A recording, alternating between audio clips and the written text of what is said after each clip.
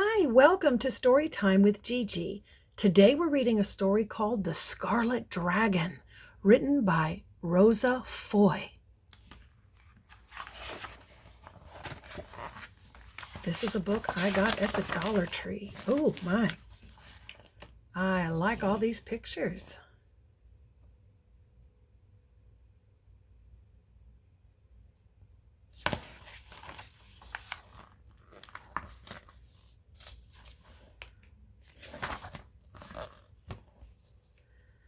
Someday, thought Sir George the Gallant, I will be dubbed Hero of Windermere.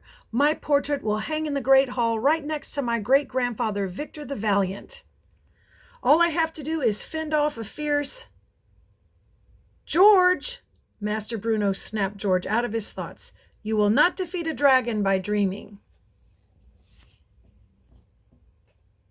George knew his teacher was right, so George practiced his sword fighting with fire dodging. Yah! Grr! Whoa! He repeated his courageous mantras. I am a brave hero, said George. I am not afraid of ferocious dragons.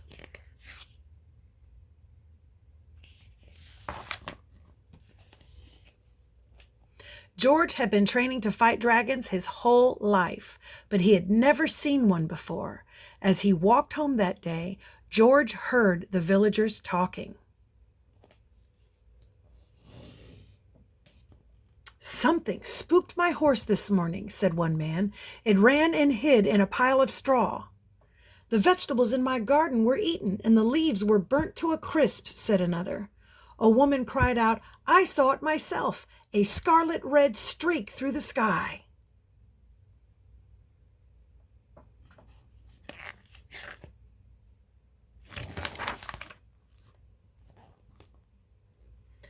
A spooked horse? Fire? A streak through the sky? George was sure this could only mean one thing. He went home and climbed up onto his roof to look for a dragon. While George was gazing into the bright blue sky, a messenger approached on his horse.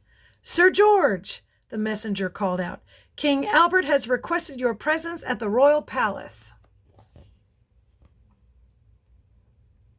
Me? George said, but I am just a boy. The king does not tell me his business, only who to call before him, said the messenger. A royal warrant had been unrolled and was hanging from the messenger's hand.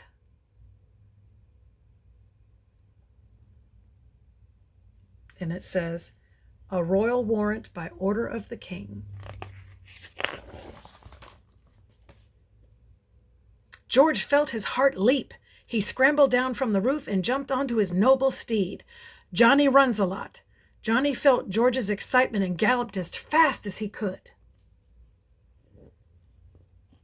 An hour later, George saw the majestic castle on the horizon. He admired its beauty, with turrets atop the corner towers, and a drawbridge stretching over a teal-green moat.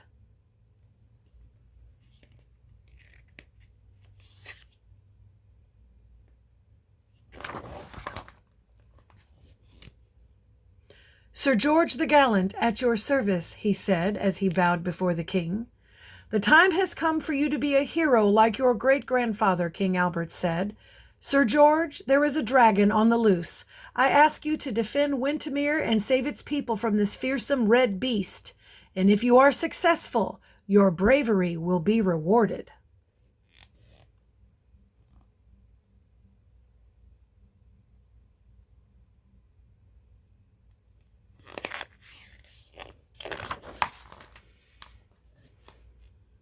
George was ready to set off on his journey, but first he needed to find the dragon. So he climbed the Windermere watchtower and called out.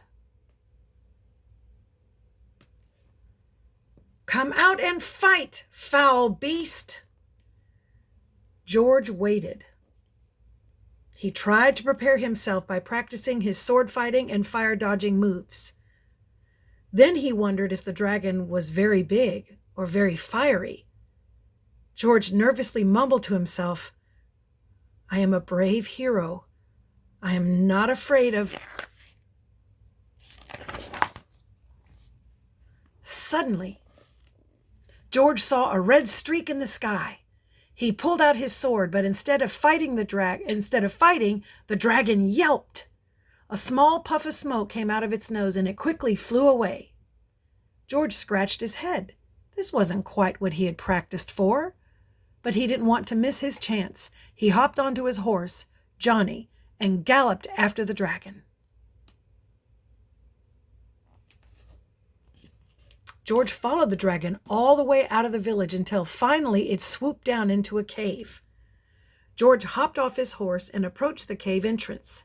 He was ready to call for the dragon to come out when he heard loud sniffling coming from inside.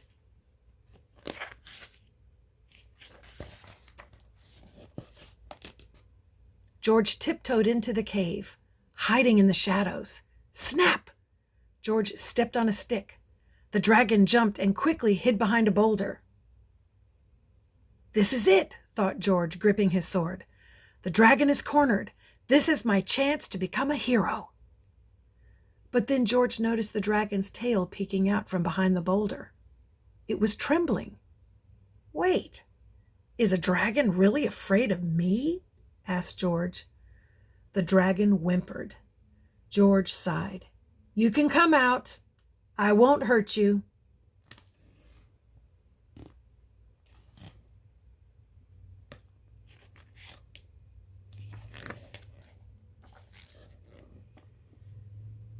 Slowly, the dragon poked its head out from behind the boulder. It watched George set down his sword. I'm sorry for scaring your village, said the dragon. It's just that so much of the forest has been cut down that it's the only place to get food. Why don't you just ask for some food then? George inquired. Are you kidding? I'm the Scarlet Dragon, she said. All people fear me, and all knights want to fight me so they can be called a hero. George blushed. Then he pulled a sandwich out of his sack and broke it in two.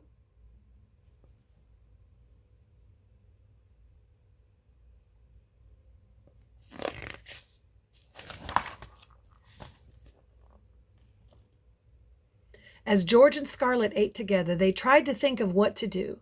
They talked about all the different ways the dragon could help the people of Wintermere. Then George had an idea. I've got it, George said at last. Come with me to Wintermere. No one will hurt you. I promise. And with that, Scarlet decided to trust her new friend, and she followed Sir George back to the village.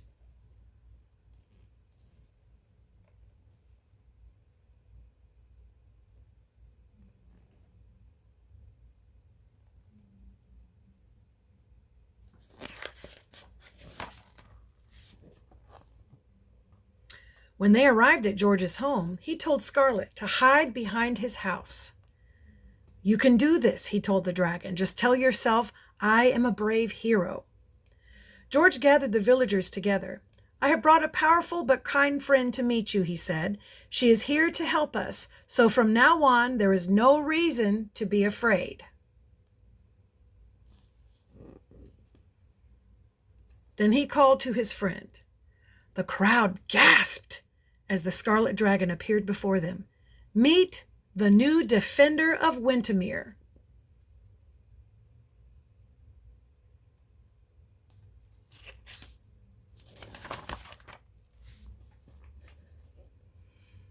From that day on, the Scarlet Dragon flew above Wintermere, watching over the village, and every day she visited the watchtower, where her friend George brought a dozen sandwiches to share.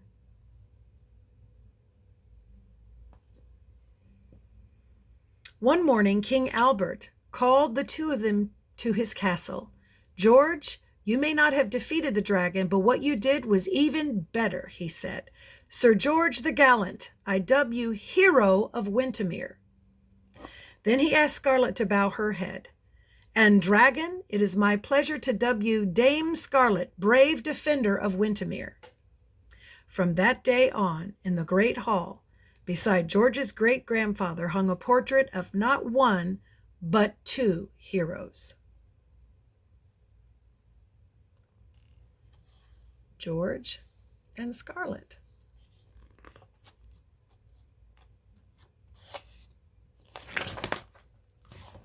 And that's our story.